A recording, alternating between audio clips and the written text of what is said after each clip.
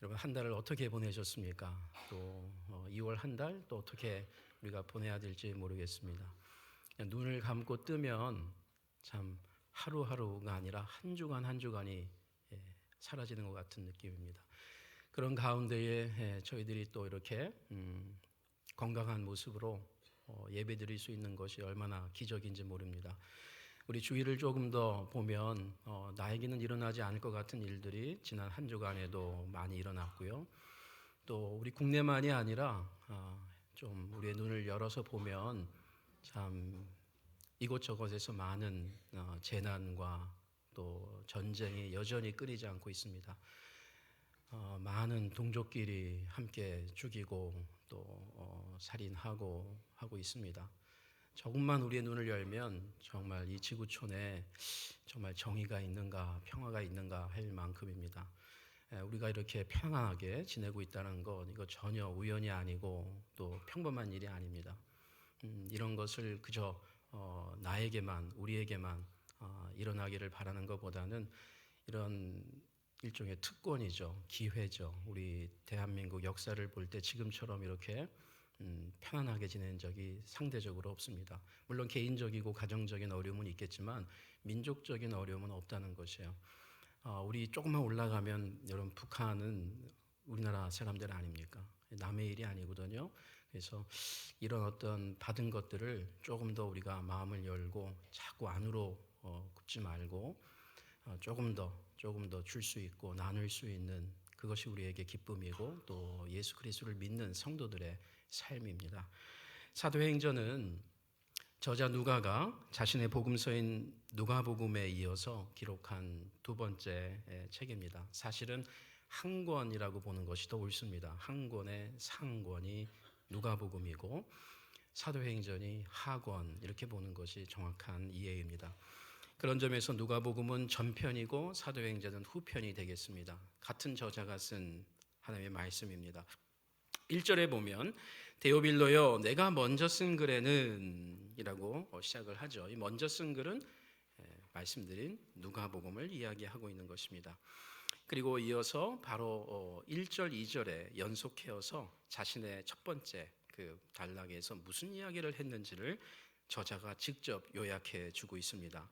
1절에 보면 내가 먼저 쓴 글에는 누가복음에서는 무릇 예수께서 행하시며 가르치시기를 시작하신부터 2절 그가 택하신 사도들에게 제자들에게 성령으로 명하시고 승천하신 날까지의 일을 기록하였노라. 한마디로 예수님께서 메시아로서 지상 사역을 하신 것을 집중하고 있다라는 것입니다. 많은 글들을 내용들을 쓰고 싶었겠지만 복음서의 저자들은 누가만이 아니라 마태, 마가, 누가, 요한 이 네 개의 복음서의 저자들은 다 예수님에게 집중하고 있습니다. 그 예수님에게 집중하는 것에 그 초점을 더 보면 오늘 표현처럼 가르치는 일, 행하신 일과 가르치는 일을 집중적으로 소개하고 있습니다. 예수님께서 무슨 음식을 좋아하셨을까? 예수님께서 어떤 옷을 즐겨 입으셨을까도 우리의 관심이 될 수 있지만 저자들은 그가 가르치고 행하신 것, 행하시고 가르친 일에만 집중하고 있습니다. 그가 메시아 사역을 공식적으로 시작하는 순간부터 그리고 마지막 승천에 이르기까지 이 땅에서 벌어진 예수님의 행하심과 가르치신 일에 집중한다. 그러니까 우리는 복음서를 읽을 때 거기에 집중해야 되겠죠. 그러면 예수님께서 가르치고 행하시고 가르친 이 일에 초점이 어디에 있었는가를 보면 누가복음 4장에 이렇게 소개합니다. 예수께서 이르시되 내가 다른 동네들에서도 하나님의 나라 복음을 전하여야 하리니 나는 이 일을 위해 보내심을 받았노라 하시고 8장 1절에서도 그 후에 예수께서 각 성과 마을에 두루 다니시며 하나님의 나라를 선포하시며 그 복음을 전하실세 12제자가 함께하였고 4장과 8장에서 예수님의 사역을 요약적으로 소개해 줄 때에 하나님 나라를 전파하셨다. 하나님 나라의 복음을 전하셨다라고 소개를 하고 있습니다. 주기도문의 중심 주제도 보면 하나님께 하나님의 이름이 높임을 받기를 원하시는 그 기도로 시작되는 그 주기도문에 보면 여러분들은 꼭 이렇게 기도하십시오라고 하는 예수님의 핵심 기도의 원리죠. 가르침입니다. 그 가르침에 그 나라가 임하기를 위해서 기도하기를 요청합니다. 하나님의 나라가 하늘에서 이루어진 것 같이 우리가 살고 있는 이 땅에서도 이루어지기를 기도하라 라고 하는 것입니다. 예수님의 비유의 핵심도 하나님의 나라였습니다. 성경을 보면 예수님께서 눈에 보이지 않는 이 하나님 나라, 천국을 이야기하시면서 비유의 초점이 천국은 이와 같으니, 하나님의 나라는 이와 같으니 하면서 가장 쉬운 언어와 여러 가지 비유를 갖고 은유를 갖고 하나님 나라를 가르치셨습니다. 예수님께서 부활하셔서 승천하시기 전 약 40일 동안에 예수님께서 제자들에게 마지막으로 당부한 고별 가르침도 다른 가르침을 좀 하시면 좋겠건만 우리 성경은 증언하기를 하나님 나라를 가르쳤다라고 합니다. 오늘 성경 우리가 읽은 본문 1장 3절이죠. 그가 고난받으신 후에 십자가에 죽으신 후에죠. 또한 그들에게 확실한 많은 증거로 친히 살아계심을 나타내사 부활을 증언했다는 거죠. 그리고 부활 직후부터 승천까지 40일 동안 제자들에게 보이시며 하나님 나라의 일을 말씀하시니라. 이처럼 예수님께서는 시종여일 하나님 나라에 집중하여 행하시고 가르치셨습니다. 하나님 나라. 예수님의 계시를 받고 사도로 부르심을 입은 바울도 하나님의 나라를 선포합니다. 물론 예수님의 모든 제자들과 초대교회가 이 일에 집중하였습니다. 에베소 장로들에게 전한 고별 설교, 그가 약 만 3년 동안 사역을 하고 마지막으로 얼굴을 보면서 했던 그 고별 설교를 이렇게 정리해 줍니다. 사도행전 20장에 내가 달려갈 길과 주 예수께 받은 사명 곧 하나님의 은혜의 복음을 증언하는 일을 마치려 하면은 나의 생명조차 조금도 귀한 것으로 여기지 아니하노라. 보라, 내가 여러분 중에 왕래하며 하나님의 나라를 전파하였으나 이제는 여러분이 다 내 얼굴을 다시 보지 못할 줄 아노라. 이제 마지막 상황이라는 것입니다. 다시는 내가 여러분을 보기가 어려울 것 같다. 실제로 그러했습니다. 바울은 다시 에베소에 가서 에베소 성도들을 만난 적이 없습니다. 그런데요, 지금 이 마지막 고별 설교에서 그가 3년 동안 한 일, 그리고 마지막 고별 설교에서도 하나님 나라를 이야기하고 있습니다. 여기 지금 동격으로 나오는 하나님의 은혜의 복음을 전했다. 그 말은 하나님의 나라를 전파했다. 사도행전은 마지막 28장에 바울의 그 로마 감옥에서의 사역을 소개하면서 끝납니다. 28장 30절 31절 마지막 사도행전 단락입니다. 이렇게 끝을 맺습니다. 바울이 온 이태를 2년 동안을 자기 셋집에 머물면서, 이것은 가택연금이 된 감옥을 말합니다. 자기에게 오는 사람을 다 영접하고 하나님의 나라를 전파하며 주 예수 그리스도에 관한 모든 것을 담대하게 거침없이 가르치더라. 하나님의 나라를 전파한다는 것은 예수가 주와 그리스도임을 전파한다는 것인데, 지금 하나님의 나라와 예수 그리스도를 전했다, 같은 내용을 전했다라는 것인데 하나님 나라를 얘기합니다. 올 한 해 우리 교회에 이 표제도 사도행전 8장 8절에 사마리아 그 도시에 그 성에 큰 기쁨이 있었다라는 표현이 나오는데, 빌립이 전한 복음을 보면 사도행전 8장 좀 밑으로 내려가면 하나님의 나라와 주 예수 그리스도의 이름에 관하여 전했다라고 얘기를 합니다. 하나님의 나라. 교회가 무엇입니까? 성경은 교회를 예수 그리스도의 몸이라고 합니다. 예수 그리스도와 관련되어 있는 정도가 아니고 예수 그리스도의 몸이 교회다. 그리고 이 몸을 구성하는 여러 가지의 지체들, 눈, 코, 머리, 발, 손가락, 발가락, 심장, 모든 이 지체들이 성도라고 이야기합니다. 어떤 성도입니까?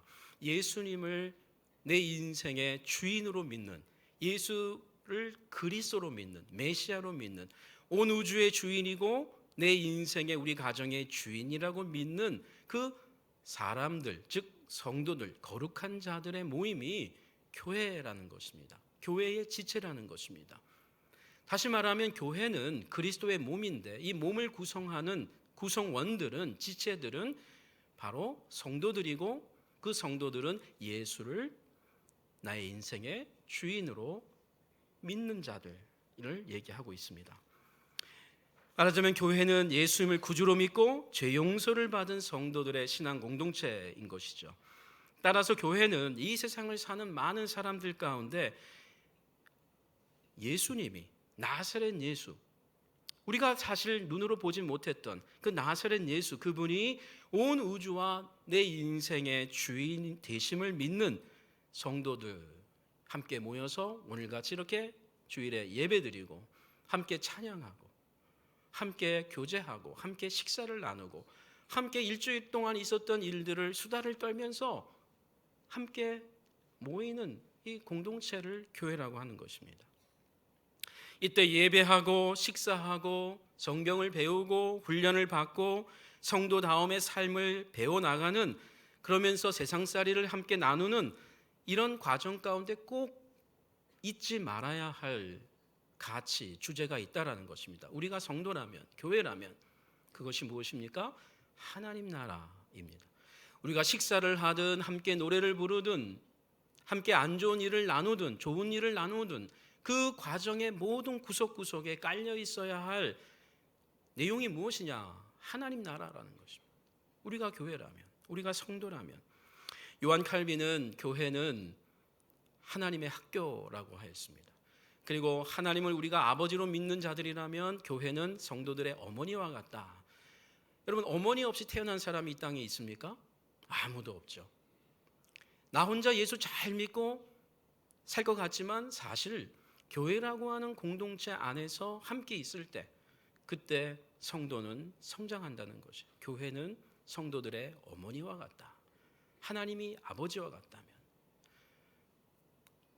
이 교회에서 빠지지 말아야 할 주제가 하나님 나라입니다. 내가 성도이고 우리가 교회라면, 우리가 주일에 교회당에서 찬송하고 예배할 때만이 아니라 평일에 밖에서 직장을 다니고 사업을 하고 학교에서 공부를 할 때 자주자주 기억해야 할 가치, 내용이 무엇인가? 하나님 나라입니다. 왜냐하면 이것이 예수 그리스도의 가르침의 핵심이고, 그리고 이것이 바로 초대교회, 복음의 핵심이고, 초대교회 성도들이 역시 이 하나님 나라를 붙잡고 살았기 때문입니다. 성도가 교회당을 출입한 지 10년이 넘고 1000명, 10,000명의 성도를 수용할 수 있는, 한꺼번에 수용할 수 있는 예배당이 있는 교회일지라도 그 성도와 그 교회 공동체 안에서 하나님의 나라가 점점 사라지고 있다면, 하나님의 나라라고 하는 그 가치가 점점 희석되고 있다면, 그것은 아무리 큰 건물을 갖고 있고 교회 예배 생활을 아무리 오래 했다 할지라도 그것은 교회의 가치, 성도의 가치를 잃어버리고 있는 것입니다. 마치 휘발유가 많지 않은 자동차와 같습니다. 지금 당장은 가고 있지만 언제 멈출 수밖에 없는 자동차입니다. 마치 배터리가 다 된 방전된 핸드폰과 같습니다. 무엇이요? 하나님 나라라고 하는 이 가치가 없는 삶을 살고 있는 성도일 때 말입니다. 교회가 하나님 나라와 그 하나님 나라를 누리는 특권을 잃어버리거나 망각할 때 교회의 가장 본질적인 빛과 소금의 존재 가치가 상실된다는 것입니다. 왜냐하면 하나님 나라의 속성은 바로 교회의 본질의 속성이기 때문입니다. 따라서 시대와 유행에 관계없이 교회가 항상 배우고 항상 선포해야 할 노래, 그것은 하나님 나라입니다. 그렇다면 하나님 나라가 무엇입니까? 예수님과 제자들이 그토록 중요하게 여기면서 예수님의 지상사역만이 아니라 예수님이 승천하셔서 성령을 보내시고 그 성령을 받은 예수의 제자들과 교회가 선포했던 주제가 역시 하나님 나라라면, 그 하나님 나라, 천국, 하늘나라, 이것은 무엇을 의미하는 것입니까? 하나님 나라는 왕이신 하나님이 통치하는 나라를 말합니다. 왕이신 하나님이 통치하는 나라. 하나님 나라는 신약 성경에 기록된 그 당시의 언어 그리스어로 바실레이아 투 세오라고 합니다. 하나님 나라 바실레이아 투 세오. 우리 영어 성경에서는 The Kingdom of God 이렇게 얘기합니다. 같은 개념인 다른 용어로 쓰지만 마태복음에는 이 천국이라고 많이 이렇게 사용을 하고 있습니다. 하늘나라라고 사용된 언어가 한자로 이 천국 이렇게 되어 있는 것인데, 이 유대인들은 하나님이라는 언어를 잘 쓰기를 원치 않았습니다. 워낙 거룩한 이름이기 때문에. 근데 그 하나님께서 하늘에 계신 분이다. 그래서 하나님 나라를 하늘나라, 그리고 우리 한글 성경은 한자로 천국 이렇게 번역을 한 것입니다. 그러니까 Kingdom of God 또는 Kingdom of Heaven 이렇게 되어 있습니다. 여러분 영어를 조금이라도 아는 분들은 나라라는 말이 많죠. 몇 개 있죠. Nation도 있고 Country도 있습니다. 그런데 어느 성경을 봐도, 영어 성경을 봐도 Nation, Country라고 하는 성경이 없습니다. 항상 Kingdom입니다.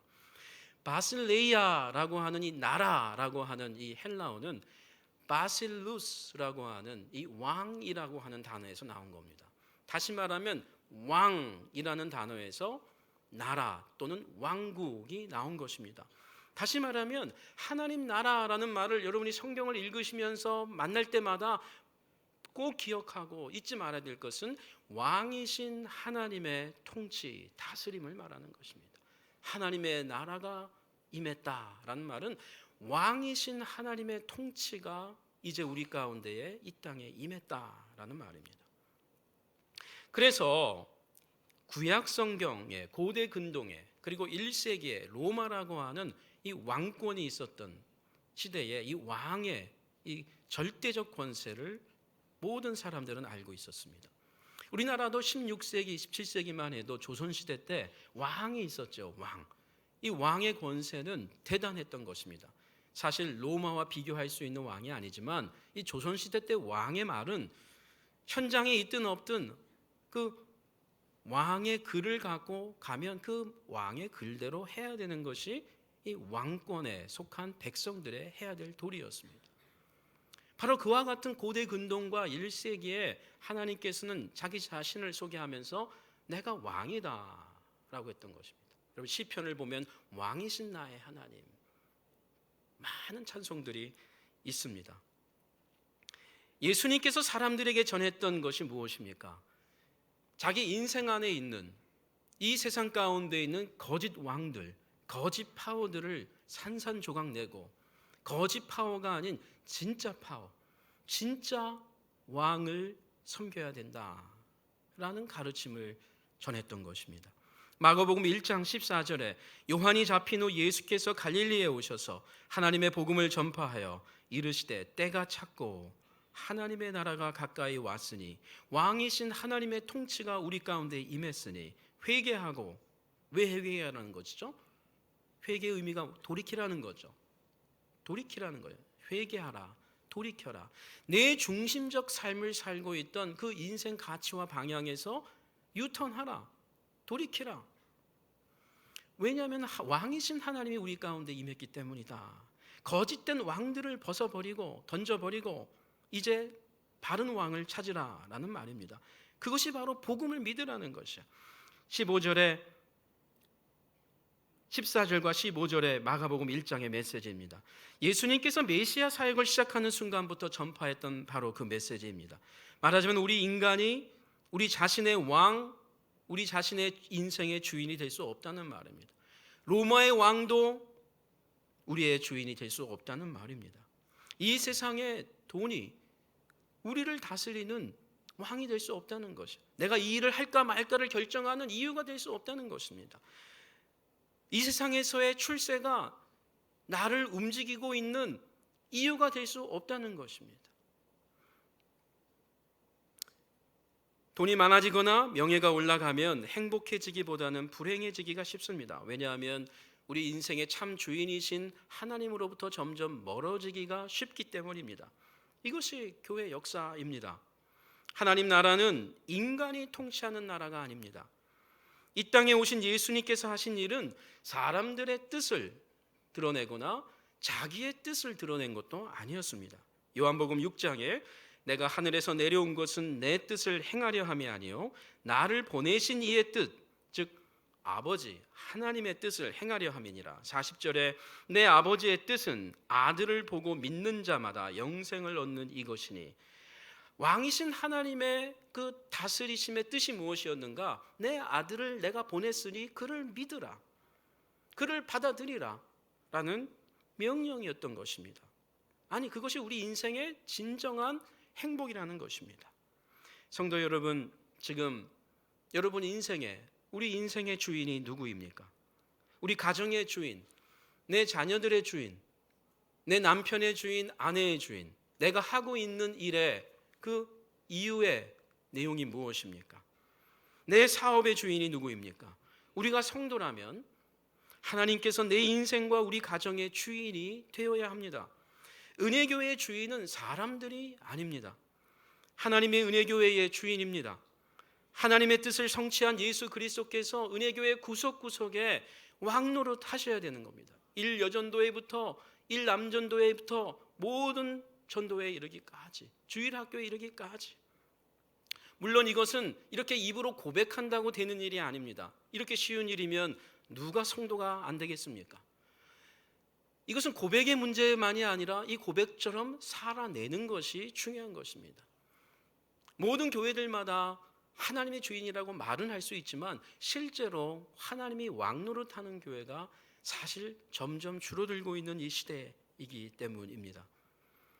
왕이신 하나님의 뜻을 따라 살기 원하는 성도는 왕의 말씀, 하나님 말씀 성경을 사랑하게 됩니다. 성경을 읽고 그 말씀에 부딪히게 됩니다. 내 뜻과 성경의 가르침이 부딪히게 됩니다. 그러면서 고민하게 됩니다. 갈등을 일으키게 됩니다. 내가 어떻게 해야 될까를 묵상하게 됩니다. 그러는 가운데에 그 말씀에 있는 대로 살아보려고 애를 쓰는 자, 그가 성도입니다. 어찌 보면 말씀을 읽는 자만이 아니라 말씀을 읽고 그 말씀대로 살아내기를 애쓰는 자, 그가 왕이신 하나님의 말씀을 따라 사는 자입니다. 우리 복음성가에도 있죠. 왕이신 나의 하나님, 내가 주를 높이고 영원히 주의 이름을 송축하나이다. 성도와 교회가 항상 꿈꾸며 높여야 할 나라가 있습니다. 그 나라는 내 왕국, 내 나라, 대한민국 아니고요. 지금 평창 올림픽 가운데 각 나라 대표들이 그 나라의 국기를 달고 자부심을 갖고 열심히 뛸 것입니다. 물론 그것은 귀하고 아름다운 일입니다. 한 나라가, 한 나라의 사람이, 그 시민이 그 나라의 시민권자답게 그 나라를 위해 사는 것은 그것은 귀한 일입니다. 그러나 성경은 성도가 자기 나라, 자기 민족을 위해 사는 것이 아니라고 이야기합니다. 나라와 국경을 넘어서서 비록 일본인일지라도 왕이신 하나님을 섬기는 자와 함께 한 나라를 이루는 것이 바로 하나님의 나라, 그 교회입니다. 그렇다면 왕이신 하나님의 통치가 어떻게 우리 눈앞에 나타나게 되었습니까? 이것이 두 번째로 우리가 교회가 꿈꾸는 나라로서 생각해야 될 주제입니다. 먼저 첫 번째는 왕이신 하나님의 통치를 받는 나라가 하나님 나라라고 하였습니다. 두 번째는 이 왕이신 하나님의 통치가 구체적으로 우리 눈에 보일 수 있게 나타나게 된 그 내용을 보면 예수 그리스도께서 이 땅에 오심으로 비로소 우리가 깨닫게 된 나라입니다. 사단의 나라, 사단의 파워에 묶여있던 사람들을 해방시켜 주신 분이 예수님입니다. 질병의 종노릇하던 사람들을 예수께서 치유하셨습니다. 죄의 쇠사슬에 묶여있던 자들을 죄로부터 해방시킨, 자유롭게 하신 것입니다. 이것이 바로 하나님 나라, 왕이신 하나님께로 인도함을 감당한 예수님의 사역인 것입니다. 사단의 왕권에, 사단의 종노릇하고 있던 자들, 그들을 하나님이 왕이라고 깨닫게 되는 자리로 옮겨주신 사건이 질병의 치유요, 귀신을 내어 쫓으며 그리고 자신의 삶으로 가르치고 행하시면서 왕이신 하나님께로 돌이키라라고 하는 삶을 사신 분이라는 말입니다. 누가복음 4장 18절 이하에 주의 성령이 내게 임하셨으니, 하나님의 영이 내게 임하였으니, 예수님에게 임했다는 말이죠. 이는 가난한 자에게 복음을 전하게 하시려고 내게 기름을 부으시고 나를 보내사 포로된 자에게 자유를, 사단의 나라에 묶여있던 자들에게 참 자유를, 눈먼 자에게 다시 보게 함을 전파하며. 내가 내 인생에 눈을 뜨고 살고 있는 것 같지만 자기 인생의 주인이 자신이라고 생각하고 살고 있는 자들은 다 뭐예요? 소경이라는 것입니다. 이 눈먼 자들을 다시 보게 함을 전파하기 위해서 눌린 자들을 자유롭게 하고 주의 은혜의 해를 전파하게 하려 하심이라. 예수님께서 병자들을 고쳐주시고 귀신을 내어쫓으신 것은 바로 이들이 사단의 나라에 묶여있는, 사단의 권세에 묶여있는 바로 이들을 하나님의 권세로 옮긴 것을 말합니다. 누가복음 11장은 이렇게 얘기합니다. 그러나 내가, 여기서 나는 예수님입니다. 예수님께서 만일 하나님의 손을 힘입어 귀신을 쫓아낸다면 하나님의 나라가 이미 너희에게 임하였느니라. 귀신이 벗어난 인생, 사단이 다스리고 있던 인생이 사단이 떠나게 되면 왕이신 하나님이 다스리는 삶을 살게 된다. 하나님의 나라가 너희에게 임하느니라 라는 것입니다. 예수님의 부활하심은, 예수님이 죽음에서 살아나심은, 이 부활하신 사건은 사단의 권세 중의 권세인 사망 권세를 깨뜨린 사건입니다. 다시 말하면 예수님께서 자신의 죽음과 부활로 사단의 나라의 최고 권세인 사망 권세, 사실 이 땅을 사는 대다수의 사람들이 가장 두려워하는 것의 핵심은 사망 권세입니다. 생명을 갖고 있는 모든 존재들은 사람이든 동물이든 아주 본능적으로 사망을 두려워합니다. 사망 권세에 다 묶여 있습니다. 그런데 그 사망 권세를 깨뜨리신 분이 예수 그리스도라는 것, 자신의 죽음으로 부활로. 예수님의 부활의 사건이 무엇입니까? 사망 권세, 다시 말하면 사단의 권세를 완전히 조각낸 사건인 것입니다. 고린도전서 15장은 그래서 이렇게, 부활장으로 알려진 15장은 이렇게 선언하는 것입니다. 사망아 너의 승리가 어디 있느냐, 사망아 내가 쏘는 것이 어디 있느냐. 이 말은 이런 말입니다. 사단아 너의 왕노릇이 어디에 있느냐. 왜냐하면 예수 그리스도께서 부활하심으로써 사망 권세를 이기시고 왕이신 하나님의 권세를 드러낸 사건이기 때문입니다. 예수님의 죽음이 내 죄를 위한 죽음이요 예수님의 부활이 나를 의롭게 하시기 위한 부활임을 믿는 자는 사단이 우리의 인생을 다스리지 못합니다. 로마서 6장은 그러나 이제는 너희가 죄로부터 해방되고 하나님께 종이 되어, 전에는 사단의 종이 되었는데 이제는 하나님께 종이 되었다. 다시 말하면 하나님을 왕으로 섬기는 삶을 살게 되었다. 그러므로서 거룩함에 이르는 열매를 맺었으니 그 마지막은 영생이라. 하나님을 왕으로 섬기는 자의 삶은 생명을 갖고 있는 자라는 거예요. 사망이 아니라 생명 권세를 갖고 있는 자들이고, 이 생명 권세를 영원히 하나님과 함께 왕노릇하면서 누리는 자가 예수를 믿는 성도들이라는 말입니다. 죄의 삭은 사망이요 사단에게 종노릇하면 할수록 마지막에 그 권세의 종점은 사망이라는 것입니다. 내가 아무리 행복한 것처럼 보여도 결국 내가 왕노릇하는 삶, 그것은 사단이 왕노릇하는 것인데, 하나님이 왕노릇하지 않는 인생의 마지막 정점은 사망이라는 것입니다. 아무리 내가 세상에서 잘 나가고 있어도 사망이 나를 다스리고 있다는 것입니다. 죄의 삭은, 이 무서운 말 아닙니까? 죄를 열심히 노력했더니 그 삭, 열매, 그 급여가, 여러분 삭이란 말은 샐러리를 말하는 것이에요. 사단의 종노릇을 열심히 충성되게 했더니 그 샐러리의 내용이 뭐냐? 사망이라는 것이. 죄의 삭은, 샐러리는 사망이요 하나님의 선물은 그리스도 예수 우리 주 안에 있는 영생이니라. 구원받은 성도의 축복이 바로 이것입니다. 오늘 예배를 드리는 여러분, 하나님 나라의 백성으로 살기 원하십니까? 그렇다면 하나님의 아들, 그분께서 이 땅에 오셔서 죄와 사망의 나라, 사단의 나라를 자신의 십자가와 부활로 깨뜨리신 예수님을 왕으로 영접하셔야 합니다. 그분의 이름으로 세례를 받으셔야 합니다. 세례는 그냥 교회 예식이 아닙니다. 예수님의 이름으로 세례를 받으셔야 합니다. 예수님의 이름으로 세례를 받는다는 말은 내 인생의 주인이 이제 더 이상 내가 아니고 내 부모가 아니고 내 남편이 아니고 내 아내가 아니고 예수님이 내 인생의 주인입니다를 고백하는 것입니다. 교회 예식이기 전에 한 사람의 결단인 것입니다. 그리고 그렇게 살겠다고 다짐하면서 살아나가는 것이 세례받겠다는 것입니다. 예수님의 이름으로 이미 세례를 받으셨습니까? 그렇다면 왕이신 예수님의 이름을 부끄러워하지 마시기 바랍니다. 왕이신 예수님의 능력을 신뢰하시기 바랍니다. 그분의 이름으로 잘못된 악한 습관들을 끊으시기 바랍니다. 왕이신 하나님이 내 인생의 주인이라면 그분이 기뻐하지 않는 일들을 과감하게 끊을 줄 아는 믿음이, 용기가, 담대함이 있어야 됩니다. 예수님께서 기뻐하시는 일, 그분이 관심 있는 일에 나도 관심이 가는 일, 하나님의 마음이 세 사람에게 있다면 전도라는 것이 무엇입니까?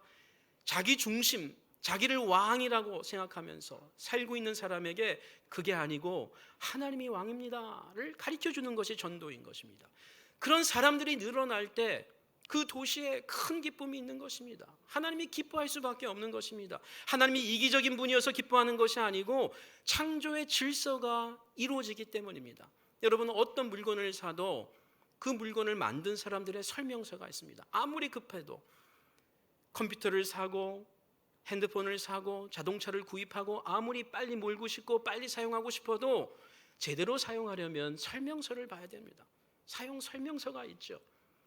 하나님께서 이 땅을 창조하시고 무엇보다 자기 형상으로 창조한 인간을 창조하셨을 때 인간이 어떻게 사는 것이 행복한 것인가에 사용 설명서가 성경입니다. 성경을 읽고 성경이 원하는 대로 하나님이 기뻐하신 대로 살 때 우리는 행복한 사람들이 되는 거예요.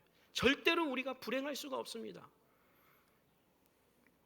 우리는 승리할 수밖에 없습니다. 성도와 교회가 항상 꿈꾸어야 할 하나님의 나라가 무엇입니까? 마지막 세 번째로, 하나님의 나라는 성령님의 능력을 체험하며 성령님의 열매를 맛보는 나라입니다. 성령님의 능력을 충만하게 사모하는 사람, 그가 왕이신 하나님, 왕이신 예수 그리스도를 모시고 사는 사람입니다. 이것이 바로 성령으로 세례받는 사건입니다. 성령님은 하나님의 영이자 예수 그리스도의 영입니다. 따라서 성도나 교회가 하나님을, 예수님을 왕으로 섬기기 위해선 세상의 영이 아니라 하나님의 영을 받아야 합니다. 성령의 감동이 없으면 예수님을 왕으로 섬기고 싶어도 섬길 수가 없습니다. 예배당에 나올 수는 있습니다. 직분을 감당할 수도 있습니다. 그러나 성령이 없이는 예수님을, 하나님을 왕으로 섬길 수는 없는 일입니다. 성령의 열매를 맺을 수는 더더욱 없는 일입니다. 사도행전 1장에서 하나님의 나라가 언급된 이후에 예수님께서 성령을 약속하신 이유가 여기에 있습니다. 여러분, 예수님께서 부활하시고 승천하시기 그 직전에 40일 동안 선포하신 메시지가 하나님 나라죠. 그 하나님 나라를 다시 한번 그가 고별 설교로 말씀을 나눈 후에 그 다음에 뭘 말씀하십니까? 요한은 너희에게 물로 세례를 베풀었으나 나는 성령으로 세례를 베풀겠다. 여러분, 1장 4절과 5절을 보십시오. 사도들과 함께 모이사 그들에게 분부하여 이르시되 예루살렘을 떠나지 말고 내게서 들은 바 아버지께서 약속하신 것을 기다리라. 성령입니다. 예루살렘을 떠나지 말라고 합니다. 예수님의 부활을 목격하고 감격하고 있는 제자들에게 당장 나가서 그 부활을 증언하고 싶겠지만 예수님께서는 떠나지 말라라는 거죠. 하나님의 영을 받아야 된다.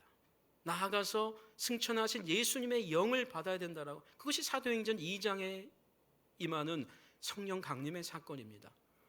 여러분, 우리가 예루살렘을 떠나지 말아야 합니다. 아무리 우리가 감격적이고 아무리 우리가 엄청난 일을 만났을지라도 하나님의 영에 잠겨야 합니다. 예루살렘을 떠나지 말고 아버지의 약속하신 것을 먼저 받아야 될 자들이 성도입니다. 그것이 바로 교회입니다. 그리고 8절에 가면 우리가 아는 잘 유명한 메시지가 있습니다. 오직 성령이 너희에게 임하시면 너희가 권능을 받고 예루살렘과 온 유대와 사마리아와 땅끝까지 이르러 내 증인이 되리라. 예수의 증인, 하나님의 증인이 된다는 말이에요. 예루살렘을 떠나지 말고 아버지께서 약속하신 그 성령을 받고 난 이후에 이제 마음껏 예루살렘을 떠나라는 것입니다. 예루살렘만이 아니라 유대 사마리아 땅끝까지 이르러서 왕이신 하나님을 선포하라는 것입니다. 사도행전에서 성령이 자주 언급되면서 예수님의 제자들이 성령의 충만을 받고 성령의 인도를 받는다는 것이 무슨 말입니까? 그것은 바로 왕이신 하나님을 온전히 깨닫고 그 왕이신 하나님을 증언한다는 말입니다. 왕이신 예수님의 뜻을 잘 분별하고 순종했다는 말을 말하는 것입니다. 사도행전만이 아니라 신약성경에 성령이 나올 때마다 꼭 기억하실 것은 왕이신 예수님의 지금 메시지를 받았다라는 말입니다. 마치 구약에서 하나님의 영이 임하면 하나님이 왕 노릇하는 것처럼 신약 성도들에게 성령이 임하면 왕이신 예수님이 일하시는 사건이 되고 맙니다. 사도행전 8장 31절에 이렇게 요약적으로 말씀합니다. 그리하여 온 유대와 갈릴리와 사마리아 교회가, 유대, 갈릴리, 사마리아에 있는 교회들 평안하여 든든히 서가고 주를 경외함과 성령의 위로로 진행하여 수가 더 많아지니라. 성령의 인도를 받으면서 수가 늘어날 때 그 교회가 힘이 있는 것입니다. 그냥 성도들만 늘어나는, 그냥 숫자만 늘어나는 것이 절대로 교회의 진정한 힘이 아닙니다.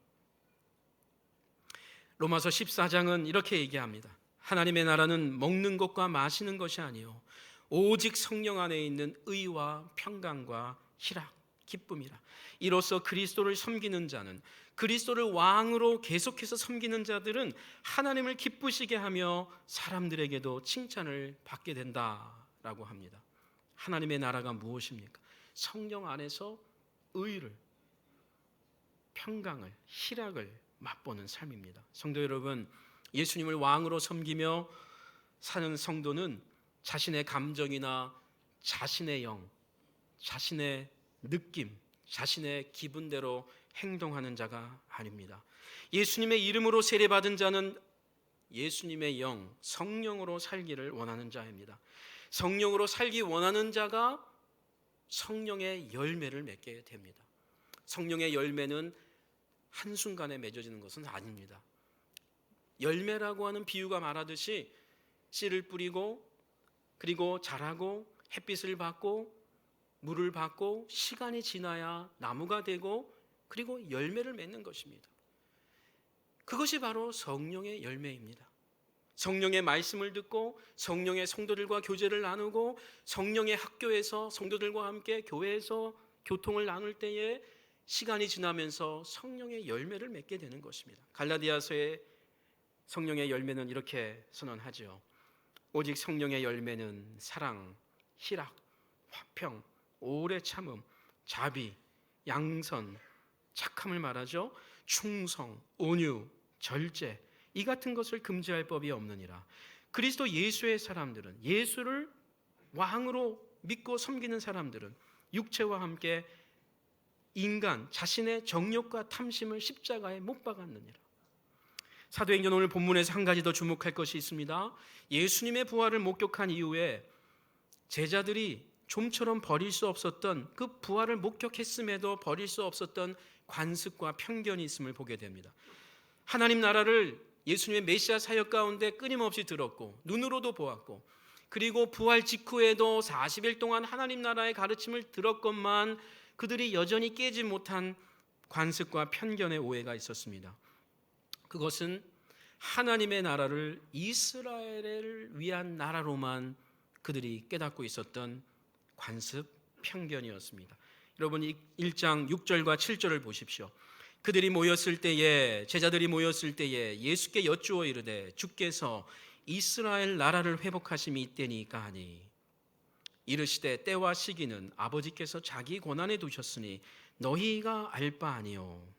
그 당시 유대인들은 하나님이, 왕이신 하나님이 임하면 그 나라는 항상 이스라엘을 위한 나라라고만 생각했습니다. 배타적인 신앙이었죠. 이방인까지도 자녀 삼기 원하시는 왕이신 하나님의 마음을 깨닫는 데는 시간이 꽤 걸리게 된 것입니다. 하나님 나라는 이스라엘 나라만을 위한 나라가 아닙니다. 왕이신 하나님은 이스라엘 나라를 사랑하지만 이스라엘 나라만이 아니라 온 백성을 사랑하는 하나님의 왕되심 통치입니다. 성도 여러분, 혹 우리는 우주의 왕이신 하나님께서 나와 우리 가정의 왕으로만 남기를 원하는지 모르겠습니다. 다른 성도와 가정에 임하는 하나님의 축복 때문에 하나님께 혹 불평하신 적이 있는지 모르겠습니다. 여러분, 기뻐하는 자와 함께 기뻐하십시오. 하나님의 은혜를 입은 분에게 진심으로 축하해 주시기 바랍니다. 그것이 왕이신 하나님이 나를 다스리는 삶입니다. 하나님의 나라가 은혜교회와 장로교회만 임하는 것처럼 오해하지 않기를 원합니다. 한국교회가 부흥하지 않는다고 해서 왕이신 하나님이 계시지 않는 것이 결코 아닙니다. 왕이신 하나님은 어제나 오늘이나 영원토록 변함없이 구원받을 자기 백성을 위해 지금도 열심히 일하시는 하나님입니다. 여러분, 우리의 눈을 열어서 남미나 동남아시아를 요즘 보시기 바랍니다. 여러분, 지금 중동에서도 놀라운 복음의 역사들이 일어나고 있습니다. 시리아가 여러 가지 난민으로 인하여서 어려움이 있지만 그 가운데 복음의 열매가 지금 어마어마하게 일어나고 있습니다. 대만의 복음의 역사가 지난 5년 사이에 급속도로 일어나고 있습니다. 여러분, 하나님이 왕이십니다. 우리 교단에만 임하시는 하나님이 아닙니다. 여러분, 내 가정에게만, 나에게 역사하지 않는다고 생각해서 왕이신 하나님이 떠나신 것이 아닙니다. 오히려 내가 왕이신 하나님의 뜻을 지금 잘 분별하고 있는지, 그 하나님이 기뻐하시는 일에 나의 관심이 나도 있는지, 그렇지 않으면 말은 하나님을 믿는다고 하지만 오히려 내가 내 인생의 왕이 되어서 내 모든 계획을 지금 올 한 해의 계획을 다 짜고 있지는 않은지, 정말 성경을 읽으면서 주일마다 말씀을 받으면서 예배 가운데 기도 가운데 하나님의 말씀을, 왕이신 하나님의 그 느낌을, 인도하심을 우리는 얼마나 청종하기를 힘쓰고 있습니까? 오늘의 교회와 성도는 왕이신 하나님을 세상 사람들에게 보여주어야 할 오늘의 비유들입니다. 이 가치를 잃어버릴 때 살아있으나 죽어있다라고 예수님께서 요한계시록의 교회들에게 하시는 말씀이 될 수가 있는 것입니다. 오늘 예배를 드리는 학생 성도 여러분, 여러분의 공부와 진로 계획에 왕이신 하나님의 지혜가 충만하기를 원합니다. 결혼을 앞둔 청년 성도 여러분, 여러분이 꿈꾸는 가정에 왕이신 예수님을 먼저 정중하게 모시기 바랍니다. 여자 성도 여러분, 여러분의 삶에 왕이신 예수님의 위로를 구하고 찾으시기 바랍니다. 내 인생의 주인은 내 남편도 아니고 내 자녀들도 아닙니다.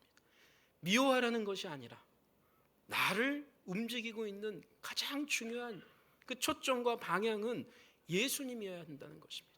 예수님의 위로가 여러분의 삶에 충만하기를 원합니다. 남자 성도 여러분, 여러분의 직장과 사업에 왕이신 예수님의 능력이 더욱 함께하기를 원합니다.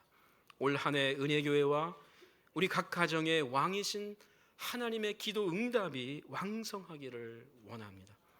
이로써 우리 은혜교회에 하나님의 큰 기쁨이 가득한 그런 한 해 되기를 원합니다. 함께 기도하겠습니다.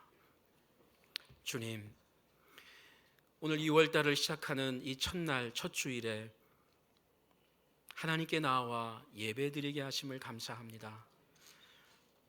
우리 하나님이, 우리 예수님이, 우리 성령님이 나의 왕, 나의 하나님임을 고백합니다. 우리 가정의 왕이신 것을 고백합니다. 하나님, 그 왕이신 하나님의 말씀과 뜻에 우리의 마음과 눈이 가기를 원합니다. 아버지여, 우리를 통하여 역사하여 주시고 성도 간의 교제 가운데 왕이신 하나님이 드러나게 하시고, 아버지여, 왕이신 하나님이 역사하는 가정을 보며 우리가 감동받게 하시고, 아버지, 우리가 회개하는 역사가 있게 하여 주시옵소서. 올 한 해 왕이신 하나님께서 역사하심으로 우리 은혜교회 각 가정마다 큰 기쁨이 가득한 그런 가정, 그런 개인, 그런 은혜교회 되게 하여 주시옵소서. 예수님 이름으로 기원하옵나이다. 아멘.